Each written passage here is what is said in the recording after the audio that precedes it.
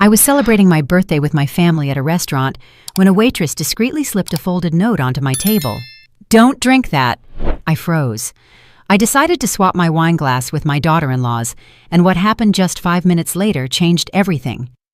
My name is Celeste Montgomery, and I'm 62 years old. I never thought my 62nd birthday would be the day that saved my life, but also the day I would discover the depths of family betrayal. It was a Friday night, and my son Marcus had taken me to Giovanni's Trattoria, the Italian place I loved so much in our neighborhood of Atlanta, Georgia. He'd chosen it because he knew it was my favorite, or so I thought. Allison Whitlock, my daughter-in-law, sat across from me, smiling that smile I'd always found a little stiff, which I used to attribute to nerves or shyness. The restaurant was buzzing with families celebrating. The atmosphere was warm and inviting, with soft lights casting a golden glow on the wooden tables and the aroma of garlic and basil filling the air. Marcus had ordered a bottle of California Cabernet Sauvignon for a toast, and I felt genuinely happy to be surrounded by my small family. "Mom, you look radiant tonight," Marcus said, pouring wine into our glasses. His eyes sparkled with affection, and for a moment I felt like the luckiest mother in the world. Allison nodded, her smile not quite reaching her eyes, but I was too caught up in the moment's joy to notice. We'd ordered our favorite dishes. I chose the chicken parmesan, my go-to whenever I came here. Marcus decided on the spaghetti bolognese, and Allison ordered a Caesar salad, claiming she was watching her figure. Throughout dinner, the conversation flowed easily. Marcus talked about his work at the State Farm office downtown, and I shared stories about my gardening days and the senior yoga class I'd recently started attending at the local YMCA. But there was a feeling I couldn't shake, a subtle tension that seemed to radiate from Allison. Whenever Marcus turned to talk to me, she'd watch him with an expression I couldn't quite decipher. Her fingers drummed nervously on the table, and I caught her checking her cell phone several times in a way that wasn't exactly discreet. When it was time for the toast, Marcus stood up, glass held high. "To Mom," he said, his voice thick with emotion, "for being the strongest woman I know, for raising us with so much love after Dad passed, and for teaching me what true resilience means." His words warmed my heart, and I felt happy tears welling up. Allison also raised her glass, but I noticed her hands were trembling slightly. "To Celeste," she said, her voice sounding a little strained, "for being such a special mother-in-law." The slight hesitation before the word special caught my attention, but I decided to ignore it. Just as I was about to raise the glass to my lips, I felt someone approach our table.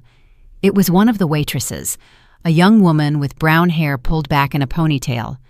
She leaned in subtly, as if to wipe something from the table, and slid a small, folded piece of paper next to my plate. The move was so seamless that neither Marcus nor Allison noticed. The waitress, Jada Reynolds, gave me an intense, almost urgent look before quickly walking away to another section. My heart started pounding. With trembling hands, I unfolded the paper beneath the table, keeping it hidden. The words were written in clear, urgent script. "Don't drink that. Your life is in danger. Trust me." The world seemed to stop. The noise of the restaurant faded into a distant murmur, and I felt like I was watching the scene from outside my own body. My first reaction was to assume it was a terrible joke, but the look in the waitress's eyes conveyed a seriousness I couldn't dismiss.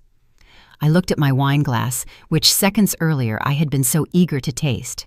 Now it looked sinister. I managed to keep my expression neutral while my mind raced. Marcus and Allison continued chatting, oblivious to what had just transpired.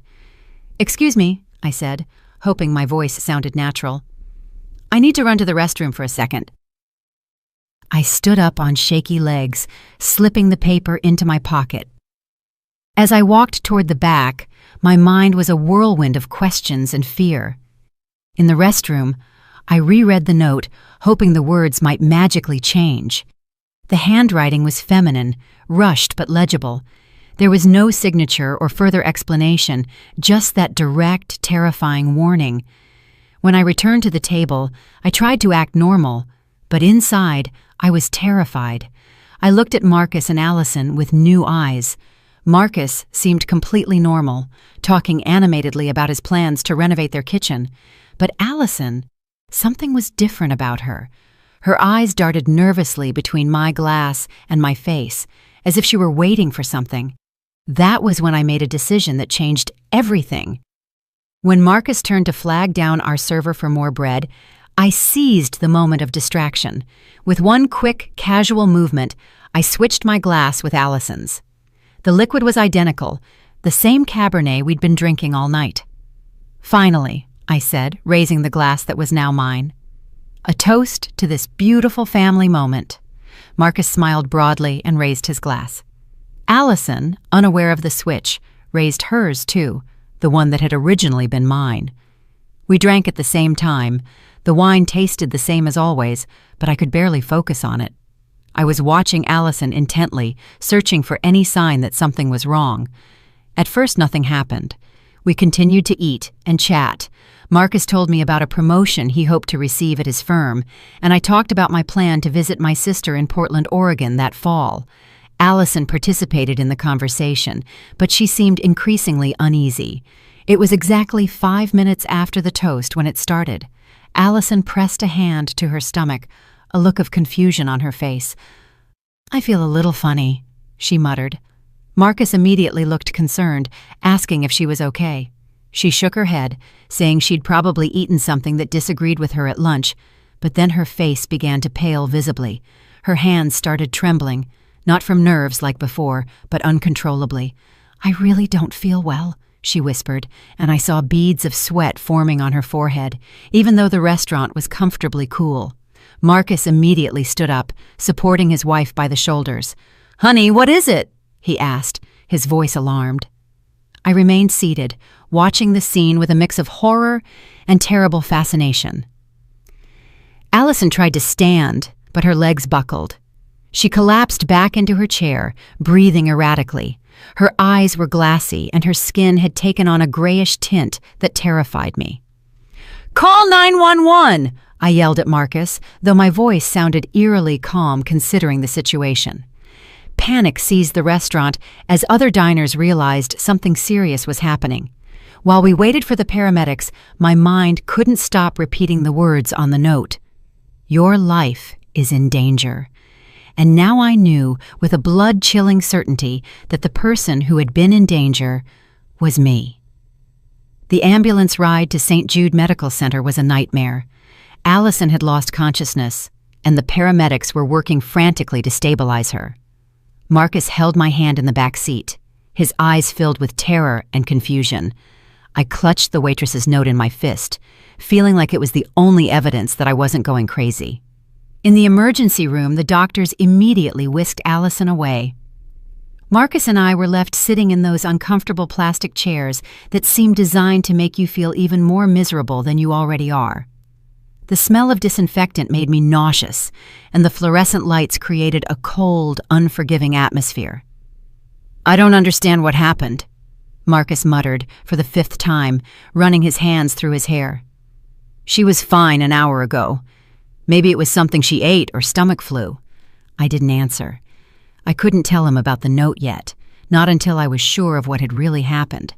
But deep down, I knew this wasn't simple food poisoning. The waitress's words resonated in my head like a nonstop alarm. After what felt like hours, a young doctor with a beard approached us. His expression was serious, and I could see in his eyes that he had news he didn't know how to deliver. "Are you the family of Allison Whitlock?" he asked. "I'm her husband," Marcus immediately replied. "This is my mother. How is Allison?" The doctor sat down across from us, which instantly told me the news wasn't good. "Your wife is stable for now, but we need to talk about what caused her collapse." He paused as if carefully choosing his words. "The results from the blood work show the presence of digoxin in extremely high levels." Marcus frowned. "Digoxin? What is that?" "It's a heart medication," the doctor explained. "In normal doses, it helps regulate heart rhythm, but the amount we found in her system is, well, it's potentially lethal." I felt as if I'd been punched in the stomach. "Are you saying someone poisoned her?" I asked, my voice trembling. I can't make that determination, the doctor replied carefully. But I can tell you that this amount of digoxin did not enter her system accidentally. We're going to have to contact the police to investigate. Marcus abruptly stood up, pacing back and forth in the small space. This is impossible, he muttered. No one would want to hurt Allison. She's a good person. Who would do something like that? I knew the answer, but I couldn't say it yet. I needed more information. Doctor, I said, is it possible for someone to put this medication in a drink? Definitely, he replied. Digoxin can dissolve in liquids, and in this case, we also detected alcohol in her system, which can intensify the toxic effects. That was the confirmation I needed. I pulled the note from my pocket with trembling hands and showed it to Marcus. His eyes widened as he read the words. Mom, where did you get this? He asked, his voice breaking. I told him everything. The waitress, the message, my decision to swap the glasses. With every word, I saw the color drain from Marcus's face. When I finished, he sank into the chair as if he'd lost all his strength. It can't be, he whispered. Are you saying someone tried to poison you? That's exactly what I'm saying, I replied firmly, though I was shaking inside. The doctor listened with a grave expression. I will report this to the police immediately, he said, and we're going to need to run blood tests on both of you as well, to make sure you haven't ingested anything dangerous. When the doctor left, Marcus and I sat in silence. I could see his mind working, processing the information, reaching conclusions he didn't want to accept. Marcus, I said softly, I need to ask you something, and I want you to think carefully before you answer. He looked at me, his eyes full of pain. Have you noticed anything strange about Allison's behavior lately? Anything different at home? Marcus took a long time to respond. When he did, his voice was barely a whisper. A few months ago, she started getting really worried about your health. He stopped, as if he didn't want to continue. What kind of worries? I pressed. She kept saying she saw you confused sometimes, that you forgot things, that maybe we should start considering care options for you. The words sounded as if they physically pained him to say. My blood ran cold. Care options. A nursing home? She said she had researched some very nice places, that it would be better for you to have professional care. Marcus mumbled, unable to look me in the eye. Marcus, I said, my voice trembling. I don't have memory problems. I'm not confused. I'm perfectly fine. I know, he whispered. My God, I know, but she was so convincing. She showed me articles about early dementia, talked to me about red flags, and I wanted to believe she was just looking out for you. What else? I asked, though I wasn't sure I wanted to hear the answer. Marcus covered his face with his hands. Last month she suggested I should get power of attorney over your finances. She said it was just a precaution in case something happened to you. His voice cracked. I was about to agree. I thought it was the responsible thing to do. I felt sick. The whole picture was starting to form, and it was more horrifying than I'd imagined. Allison hadn't just planned to poison me. She had been preparing the groundwork to make my death seem inevitable, even expected. Is there anything else? Marcus continued, his voice barely audible. 3 weeks ago, I found bottles of pills in her purse. When I asked her, she said they were vitamins for herself, but now that I think about it, I never saw her take them. Do you remember what kind of pills they were? I don't know. They were small, white pills, but there were a lot of them in different bottles. At that moment, a nurse approached us. Mrs. Montgomery? She asked. I'm Celeste Montgomery, I replied. The police are here and they'd like to speak with you. Also, the doctor wants to inform you about something we found in the additional analyses. We followed the nurse to a private room where 2 detectives and the doctor we'd met earlier were waiting. The doctor's expression was even more serious than before. We've done more detailed analyses, he began, and we've found something disturbing. Mrs. Whitlock didn't just have digoxin in her system. She also had traces of other cardiac medications. It appears she had been ingesting small amounts over a prolonged period. My world spun. Are you saying someone has been gradually poisoning me? That is the most likely explanation for what we are seeing, the doctor confirmed. One of the detectives, a middle-aged woman with graying hair, Detective Lieutenant Lee, leaned forward. Mrs. Montgomery, have you been taking any medication recently? Have you noticed any unusual symptoms? I thought back over the past few months. The occasional dizziness I'd dismissed as age, the fatigue I'd thought was normal, the moments of confusion that had worried me, but which I'd decided to ignore. Yes, I whispered. I've been feeling things, but I thought it was just part of getting older. Marcus squeezed my hand. Mom, why didn't you say anything to me? Because I didn't want to worry you, I replied. And because Allison assured me it was normal for my age. The words hung in the air like an accusation. And that was when I realized that my own daughter-in-law had been trying to kill me slowly and systematically, all while convincing my son that I was losing my mind. The monster hadn't come from outside. She had been living inside my own family. The next few days passed like a slow-motion nightmare. Allison was in the intensive care unit, stable but still unconscious. Marcus hadn't left my side, as if he feared something might happen to me if he left me alone. The guilt was consuming him, and I could see it in every line on his face. Detective Lee had visited me 3 times in the last 4 days. She was a meticulous woman with eyes that seemed to see through lies, and each conversation revealed more pieces of the horrific puzzle my life had become over the last few months. Mrs. Montgomery, she said during our latest meeting, we've been looking into your daughter-in-law's background. What we found is troubling. We were sitting in my living room, the same room where Allison had so often come to care for me during my supposed episodes of confusion. Now, every corner of that room felt tainted by her lies. Allison worked as a certified nursing assistant, CNA, for 5 years before marrying your son, Detective Lee continued. She had access to medications and was perfectly familiar with the effects of different substances. Marcus, sitting beside me, looked more haggard each day. But why would she want to hurt Mom? I never sensed she had a problem with her. The detective exchanged a meaningful glance with me before answering. Mr. Montgomery, we reviewed your mother's financial records. Are you aware that you are the sole beneficiary of her will? Of course, Marcus replied. She's my mother, but that doesn't mean anything. I never wished for anything to happen to her for money. No, but your wife did know about the inheritance, the detective said softly. And according to our investigation, she had been pressuring you to have your mother make changes to her legal documents.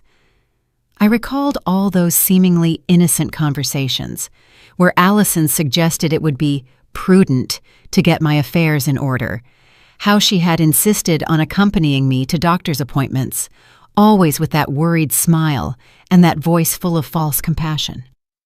There's something else, Detective Lee continued. We found correspondence on Allison's computer. She had been researching assisted living facilities specializing in dementia patients, very expensive places where residents rarely receive family visits.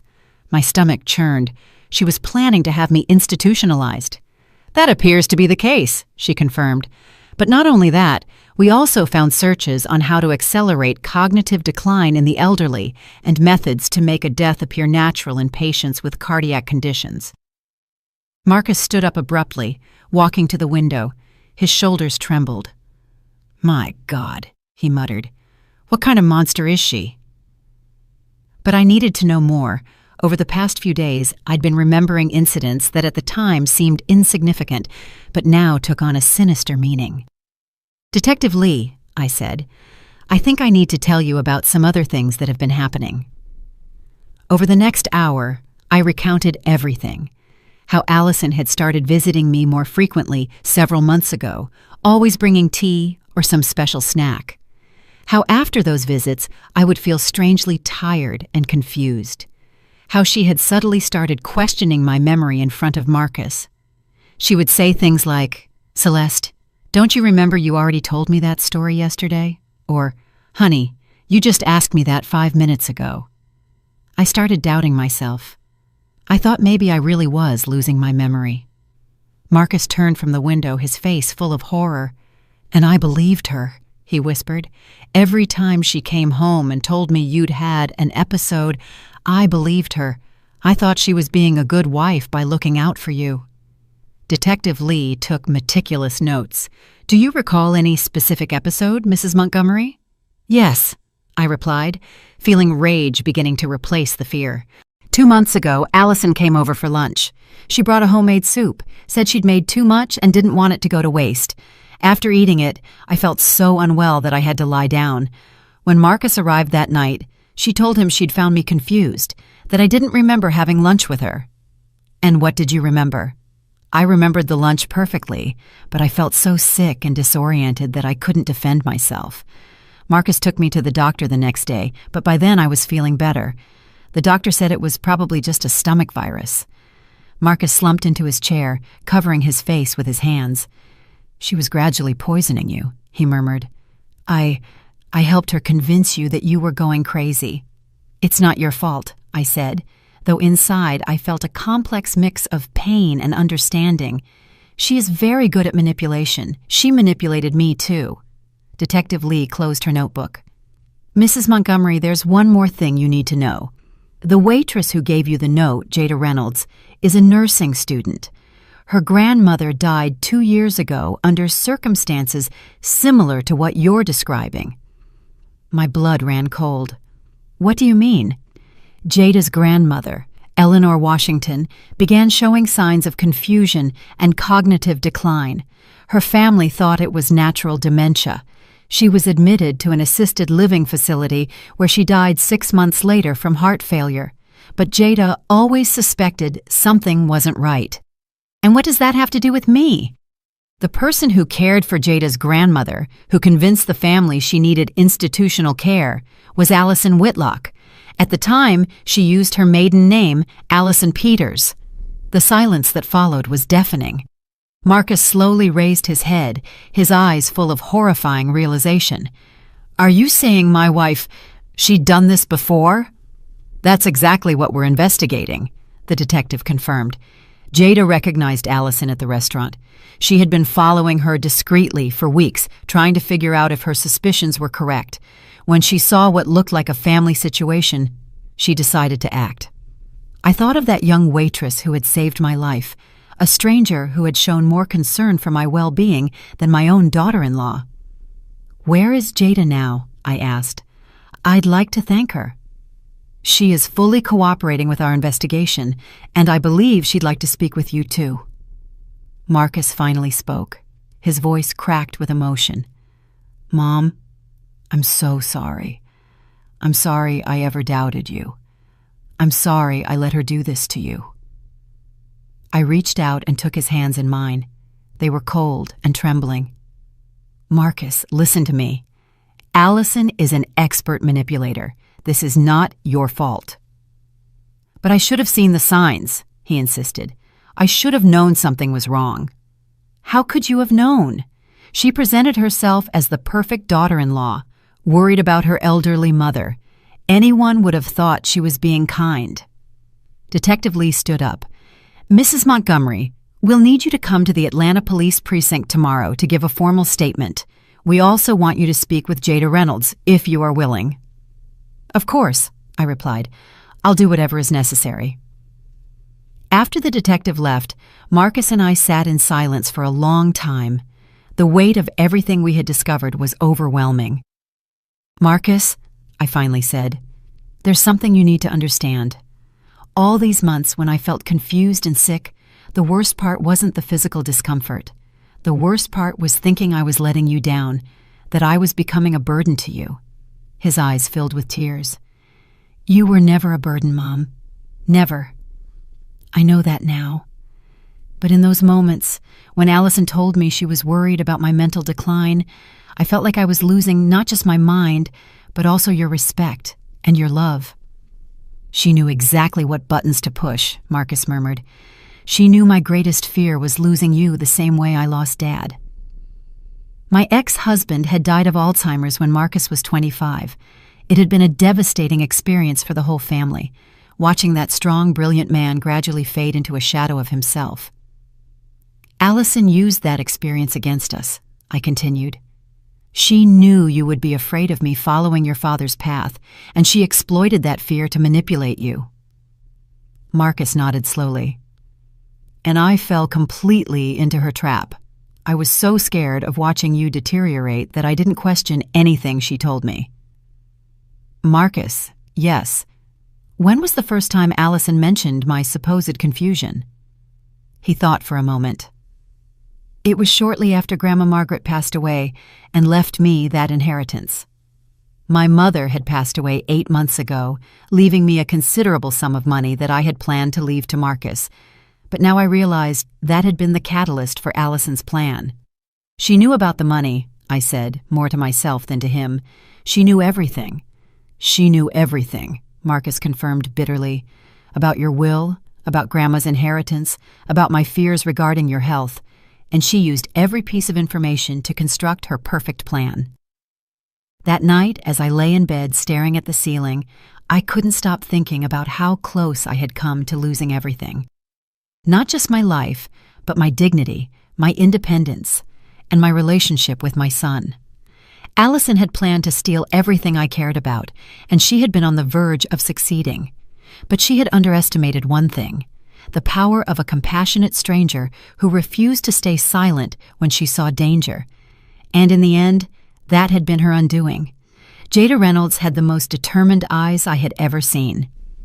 When we met at the coffee shop near the Atlanta Police Department precinct, I could see in her a strength that reminded me of myself at her age. She was petite, barely 23 years old, but there was something about her presence that radiated a wisdom that only comes from pain. "Mrs. Montgomery," she said, sitting across from me, "I've been waiting for this moment for 2 years." "Jada," I replied, taking her hands in mine, "I have no words to thank you for what you did. You saved my life." Her eyes welled up, but her voice remained steady. "I wish I could have saved my grandmother, too." Over the next hour, Jada told me the full story of what had happened to her grandmother, Eleanor Washington. It was a chilling account because it was too similar to what had been happening to me. "Grandma Eleanor was the strongest woman I knew," Jada began. "At 78, she was still working in her garden, cooking for the whole family on Sundays, handling her own finances. She was completely independent." "How did she meet Allison?" I asked. "My grandmother fell at the supermarket and hurt her wrist. Allison was there. She introduced herself as a CNA and offered to help her. She seemed so kind, so concerned about an older woman she didn't even know." Jada took a sip of her coffee before continuing. "Allison started visiting my grandmother regularly, bringing her food, helping her with groceries. She claimed she felt lonely because she didn't have family nearby and that caring for Grandma Eleanor made her feel useful." "And your family thought it was wonderful," I said, guessing the rest. "Exactly. We were all so grateful that someone was looking out for her. I was in college. My parents were working double shifts. Allison seemed like a gift from heaven." "When did the problem start?" Jada sighed deeply. "After 2 months, Allison started mentioning small incidents, that she had found Grandma confused, that she had forgotten to turn off the stove, that she had repeated the same story several times, minor but worrying things." My stomach turned as I recognized the pattern. "And you all believed her?" "At first, we didn't want to accept it, but Allison was very convincing. She showed us articles about dementia, talked about red flags, and gradually we started noticing things about Grandma that we hadn't seen before, like she looked more tired. Sometimes she seemed confused when we talked on the phone. There were days she didn't remember conversations we'd had. Allison convinced us that we needed to accept the reality that Grandma was deteriorating." Jada paused, fighting back tears. "The most horrible part is that Grandma started doubting herself too. She would tell me, 'Jada, I think something is wrong with me. Allison tells me I forget things and maybe she's right.'" "My God," I murmured.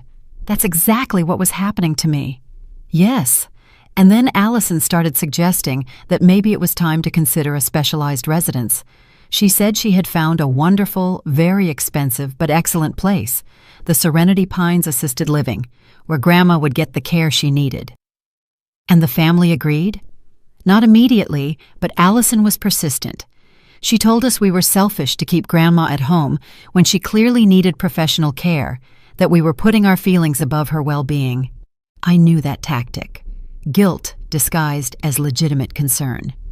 How long was your grandmother at that residence? 6 months, Jada replied, her voice breaking.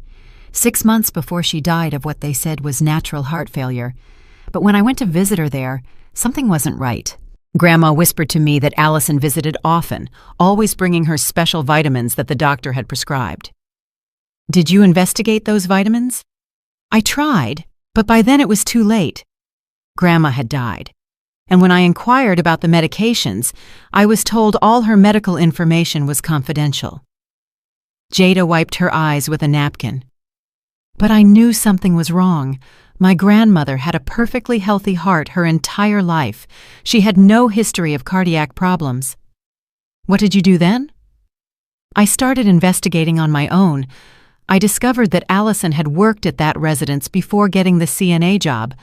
I also found that there were other similar cases, elderly people who had been admitted there after sudden cognitive decline and who had died of heart problems in a relatively short period. Did you tell anyone? I tried, but I had no real proof, only suspicions. The police told me that elderly people with dementia die from complications all the time. The administrators at the residence said they did everything possible for their patients. No one wanted to listen to a college student who was unhealthily processing her grief. But you didn't give up. I couldn't give up. When I saw Allison at that restaurant, it was like seeing a ghost. I had been following her discreetly for weeks, trying to gather evidence. When I saw her with you and saw the way she looked at your glass of wine, I knew she was about to do the same thing again. How did you know it was the wine? I saw her put something in your glass when you and your son were distracted talking. It was very subtle, but I was specifically watching her. In that moment, I had to make a decision. Stay quiet and risk another person dying, or act without solid proof. Thank God you decided to act. Jada nodded. But what terrifies me the most is thinking about how many other people, like my grandmother and like you, Allison has hurt. How many families have suffered because one woman decided she could gain money and power by manipulating vulnerable elders? That afternoon, Marcus came to pick me up after my meeting with Jada. During the drive home, I told him everything I had learned about Allison's pattern of behavior. Marcus, I said, I need to ask you something else, and I want you to be completely honest with me. Of course, Mom. Ask me anything you want. Did Allison ever mention anything about my will or financial planning? Marcus visibly tensed. Yes, he admitted after a pause. About 3 months ago, she started bringing up the topic frequently. She said it was important to make sure your affairs were in order, especially with your supposed mental decline. What kind of suggestions did she make? She wanted me to convince you to give me power of attorney. She said it would be easier to manage your finances if something happened to you. She also suggested you should consider putting the title of your house in my name to avoid legal complications later on. My blood froze. And what did you think of those suggestions? At first I resisted. It seemed premature, but Allison was very insistent. She said it was the responsible thing to do, that waiting until it was too late would be a terrible mistake. Marcus, yes. Did I sign any documents in the last few weeks without clearly remembering it? His silence was answer enough. Marcus, I need you to tell me the truth. 2 weeks ago, he finally murmured, Allison said you'd had a particularly bad episode, that you'd been very confused and had expressed concern about your finances. She said you'd asked us to come over to help you organize some papers, and when we arrived, you seemed a little disoriented. Allison had prepared some documents she said had been recommended by your lawyer. You said you wanted to sign them to get everything in order. What documents were they? A limited power of attorney and an addition to your will. I felt as if I'd been punched in the gut. An addition? Allison Allison said you wanted to add a clause that would give me immediate control over your assets if you were declared mentally incompetent. Marcus, I said, my voice trembling. I never requested those documents. I never spoke to my lawyer about that. Allison drugged me that day to make me look confused, and then manipulated me into signing documents I never would have signed in my normal state. Marcus pulled the car over into the parking lot of a local mall and covered his face with his hands.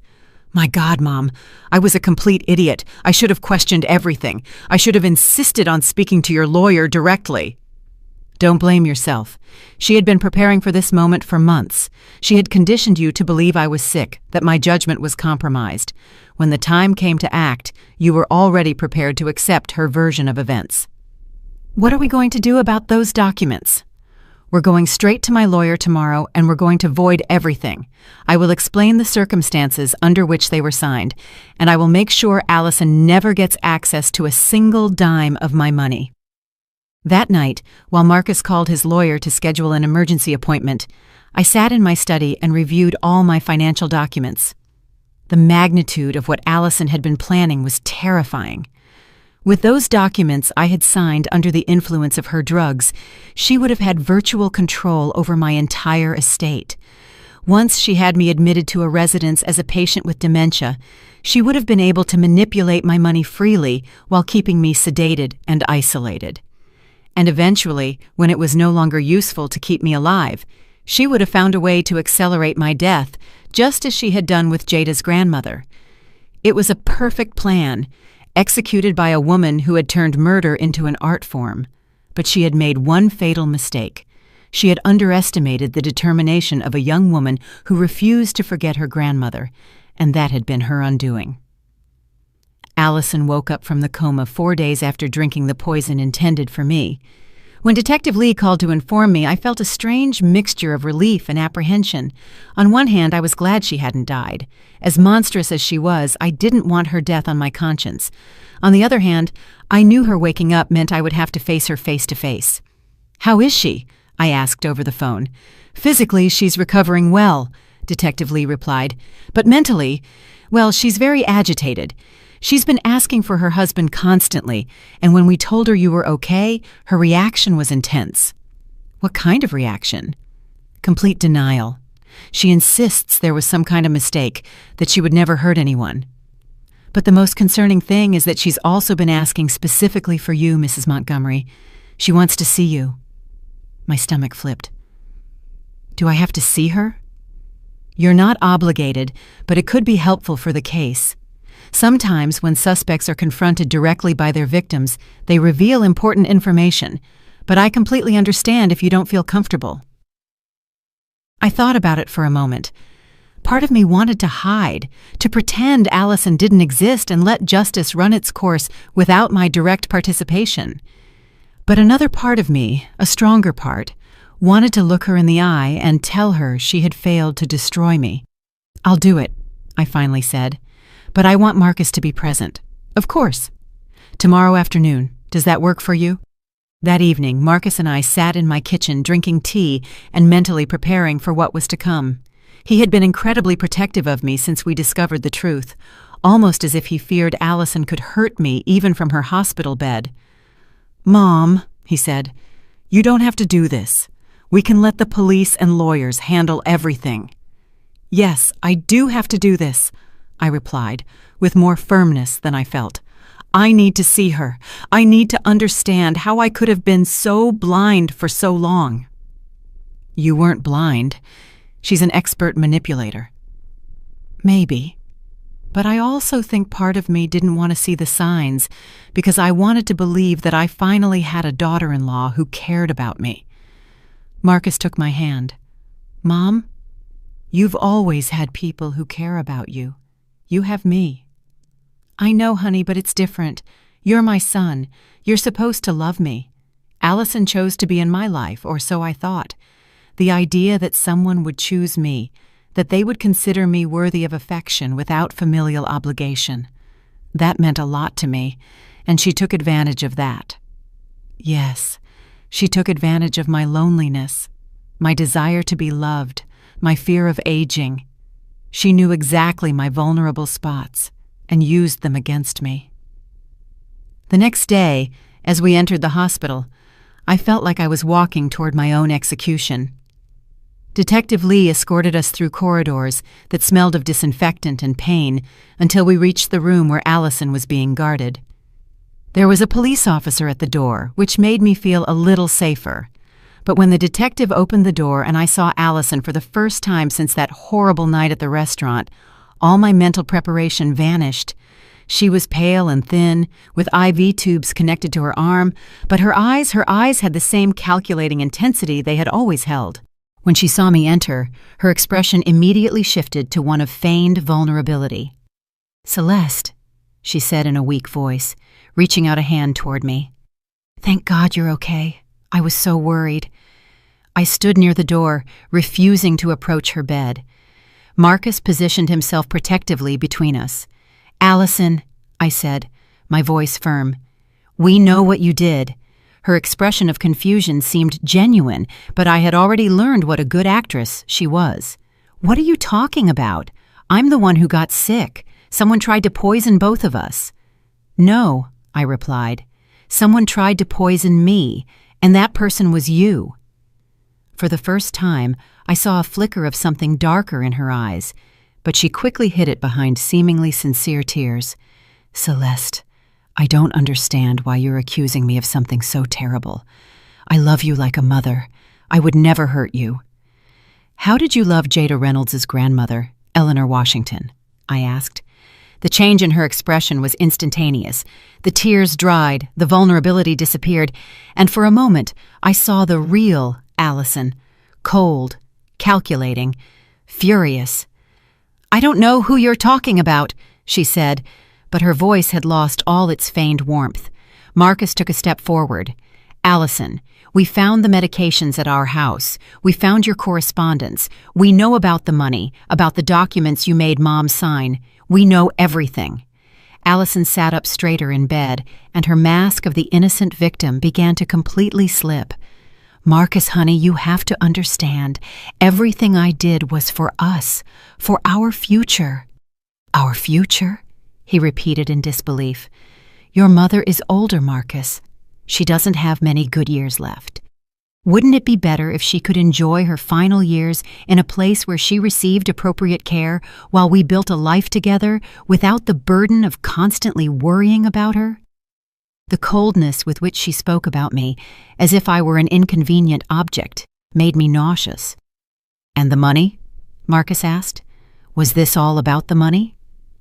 Allison sighed as if she were explaining something obvious to a child. "Money is important, Marcus. Your mother isn't going to live forever. And when she's gone, why shouldn't we make sure we're comfortable? She doesn't need all those savings in a nursing home."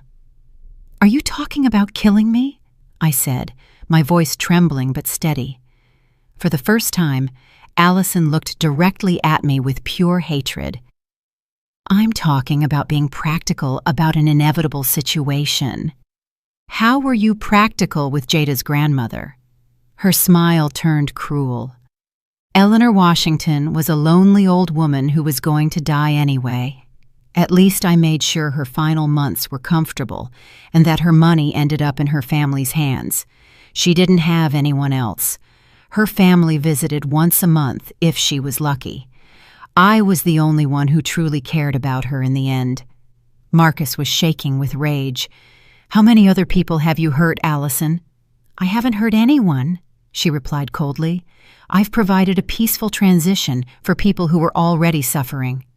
"A peaceful transition?" I repeated. "You call gradually poisoning older people until they die a peaceful transition?" "I kept them comfortable," she insisted. "No pain, no fear. It's more than most people can expect at the end of their lives." Detective Lee, who had been quietly taking notes, finally spoke. "Mrs. Whitlock, are you admitting that you intentionally caused the death of Eleanor Washington and that you plan to do the same to Celeste Montgomery?" Allison realized too late what she had revealed. She tried to backtrack. "No, I wasn't talking. Hypothetically. I'm confused from the medication." But the damage was done. She had shown her true self, and everyone in that room had witnessed it. "Allison," I said, finally stepping closer to her bed but keeping out of her reach. "I want you to know something. For months, you made me doubt my own mind. You made me feel like a burden, like I was losing my value as a person. But I survived, and I'm going to make sure you never have the chance to do this to anyone else." Her eyes filled with fury. "Stupid old woman," she hissed. "You should be grateful. I was going to give you a dignified death. Now you'll rot slowly in some cheap facility where no one cares about you." Marcus moved toward her, but I put my hand on his arm to stop him. "She's not worth it," I told him. "She can't hurt us anymore." When we left the room, I felt as if I had confronted the demon that had been living in my life for months. It was terrifying, but also liberating. "How do you feel?" Marcus asked me as we walked down the corridor. "Like I just woke up from a very long nightmare," I replied, "and like I can finally start to heal." That night, Detective Lee called to inform me that Allison had decided to confess in exchange for a plea agreement. She had admitted not only to the attempted murder against me, but also to the deaths of Eleanor Washington and 2 other elderly women over the last 3 years. "3 more?" I asked in horror. Yes, once she started talking, she seemed almost relieved to admit what she had been doing. I think she had been carrying the weight of those secrets for a long time. What will happen to her now? With the confessions and the evidence we have, she will likely face life imprisonment without the possibility of parole. When I hung up the phone, I felt no triumph or vengeance. I felt only a profound sadness for all the lives Allison had destroyed, and an overwhelming relief that her reign of terror was finally over. But I also knew that the most difficult part of my healing process was just beginning. 6 months after that horrible night at Giovanni's Trattoria, I wake up every morning with a feeling I had forgotten existed: peace. It's a strange sensation after so many months of living in constant fear, doubting my own mind, feeling like I was losing pieces of myself every day. My morning routine has changed completely. I no longer need to obsessively check if I locked the door or turned off the stove, because now I trust my memory. I no longer have to question every decision I make, wondering if it's evidence of mental decline. I know my mind is clear, that it always was clear, and that the confusion and forgetfulness were caused by poison, not illness. Marcus comes to visit me every Sunday, and our relationship has transformed in ways I never imagined possible. The guilt he carried for doubting me, for letting Allison manipulate him, had been consuming him for weeks after the trial. But we worked through it together in family therapy, and little by little, we've built a new, deeper trust. "Mom," he told me during one of our sessions, "I think part of me always knew something wasn't right, but it was easier to believe your mind was deteriorating than to face the possibility that my wife was a killer." "Why was it easier?" the therapist asked him. "Because if Mom was sick, I could be the hero who took care of her. But if Allison was lying, that meant I had chosen poorly, that I had brought danger into my mother's life. That would make me the villain of the story." It was painful to hear that, but it was also a relief. Marcus had found the courage to be honest about his own fears and insecurities, and that allowed us to truly heal. Allison's trial lasted 3 weeks. I testified for 2 full days, recounting my story to a jury who listened with a mixture of horror and compassion. Jada Reynolds also testified, speaking bravely about her grandmother's death and her determination to find justice. Allison attempted to use an insanity defense, claiming she suffered from a personality disorder that made her incapable of controlling her actions. But the prosecution presented evidence of years of meticulous planning, internet searches on poisons and murder methods, falsified documents, and deliberate financial manipulation. When the verdict was read, guilty on all counts, I didn't feel the satisfaction I had expected, only emptiness. A woman I had once called family would be sent to prison for the rest of her life. And while I knew it was justice, I couldn't help but feel sadness for what might have been if Allison had chosen a different path. After the trial, I decided to make some important changes in my life. The first was to move. I couldn't continue living in the house where Allison had come so many times to slowly poison me. Every corner held memories of those terrible months, and I needed a new space to build a new life. I found a charming small house near Lake Lanier with a yard that lets me spend hours working with my hands in the dirt. There is something deeply healing about planting seeds and watching them grow, about creating life after having been so close to losing it. Jada Reynolds has become an important part of my new life.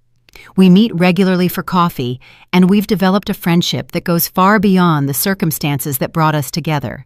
She is finishing her nursing degree, and I have been helping her financially with her studies. It's my way of honoring the memory of her grandmother, Eleanor, and thanking her for saving my life. "Mrs. Montgomery," she told me during one of our recent visits, "there's something I want to tell you." "Tell me, dear." "I've been thinking about specializing in geriatric care. I want to work with older adults, help them maintain their dignity and independence for as long as possible." "That's wonderful, Jada. What inspired you to make that decision?" "You," she replied simply. "Watching you fight to get your life back, how you refuse to be defined by what Allison did to you, showed me that older people aren't helpless victims. They are warriors who have survived decades of life and deserve respect and protection." Her words filled me with a warmth I hadn't felt in a long time. Knowing that my horrible experience could inspire something good in the world gave a purpose to all the pain I had suffered. I've started speaking publicly about my experience, not to seek attention or sympathy, but to educate other families about the signs of elder abuse. It's astonishing how many people approach me after my talks to say they recognize some of the patterns I describe in their own families. A 70-year-old woman told me her son-in-law had been pressuring her to grant him access to her bank accounts using the same type of manipulation Allison had used on me. Another family realized their father's episodes of confusion always occurred after visits from his new caregiver. I can't save everyone, but if my story can help prevent even one case of abuse, then everything I went through will have been worth it. Marcus has started dating someone new, a woman named Sarah, whom he met at a support group for crime victims' family members. At first, I worried about how this would affect our reconstructed relationship, but Sarah is genuinely wonderful. She's transparent, honest, and completely respects the boundaries Marcus and I have established. "Mom," Marcus told me last week, "I want you to know that I will never allow anyone to hurt you again. I've learned to recognize the signs of manipulation, and I promise I will always believe you when you tell me something isn't right." "Marcus," I replied, "I don't need you to protect me from everything. I just need you to trust me and my judgment. I'm stronger than any of us thought." And it's true. I am stronger. The process of surviving Allison's betrayal, of fighting for my sanity and my life, has taught me things about myself I never knew. I'm 62 years old, but in many ways, I feel like my real life is just beginning. I've resumed activities I had abandoned during the months Allison was poisoning me. I went back to my yoga classes, where my classmates welcomed me with open arms. I joined a book club at the local public library. I even took painting lessons, something I had always wanted to do, but never found the time for. Every new activity, every new friendship, every day I wake up without fear is a victory over what Allison tried to do to me. She tried to turn me into a helpless victim, a confused old woman who could be manipulated and eventually eliminated. But she failed. One afternoon, while working in my garden, I found a letter in my mailbox. It had no return address, but I immediately recognized the handwriting. It was from Allison, writing from prison. For a moment, I considered throwing it away unopened. I owed her nothing, and I had no obligation to read her words. But curiosity overcame my caution. The letter was brief and, typical of Allison, completely self-centered. She didn't apologize for what she had done. Instead, she complained about the prison conditions and insisted she had been misunderstood. It ended with a line that made me laugh despite everything. "I hope you appreciate the favor I tried to do you." Even now, even after confessing to multiple murders, Allison saw herself as the heroine of her own story. It was a perfect reminder of why she had been so dangerous and why my decision to cut off all contact with her had been the correct one. I burned the letter in my fireplace that night, watching the words vanish into ashes. It was symbolic. The last vestige of power Allison had over me turned into smoke and disappeared forever. This morning, as I drink my coffee on the porch of my new home, watching the sun rise over Lake Lanier, I reflect on everything I have lost and everything I have gained. I lost my innocence about humanity's capacity for evil. I lost the version of myself that believed goodness would always be recognized and rewarded. But I gained something much more valuable. I gained the absolute certainty of my own strength. I gained the wisdom that comes from surviving the unthinkable. I gained a deeper, more honest relationship with my son, and I gained the satisfaction of knowing that my experience is helping to protect others. Marcus is arriving in an hour for our weekly Sunday lunch. We're going to cook together, something we used to do when he was a kid, but had stopped doing once Allison entered our lives. It's a tradition we've recovered, along with so many other things I thought I had lost forever. As I wait for him, I think of all the people who weren't as lucky as I was. Eleanor Washington and Allison's other victims never had the chance to rebuild their lives, but their memory lives on in the work Jada and I are doing to prevent future abuse. At 62, I've learned that life can change in an instant. It can turn into a nightmare without warning, but it can also transform into something beautiful when you least expect it. The key is to never give up, to keep fighting, even when it seems all hope is lost. I am Celeste Montgomery.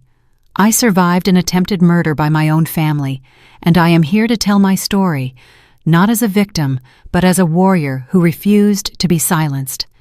And every day I wake up free, healthy, and in control of my own life is my sweetest revenge against those who thought they could destroy me.